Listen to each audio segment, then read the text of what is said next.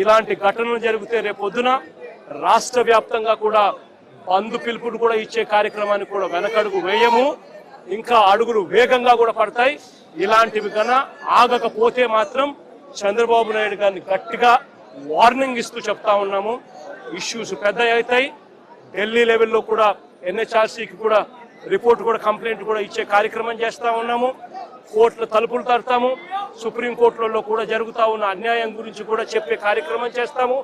అన్ని రకాలుగా పోరాటాలు జరుగుతూనే ఉంటాయి. వైఎస్ఆర్సీపీకి సంబంధించిన ప్రతి కార్యకర్త చంద్రబాబు నాయుడు గారు ఈ మాదిరిగా చేస్తే భయపడతారు అని చంద్రబాబు నాయుడు అనుకుంటే చంద్రబాబు నాయుడు గారు మూర్ఖుడు అని చెప్తా ఉన్నాను.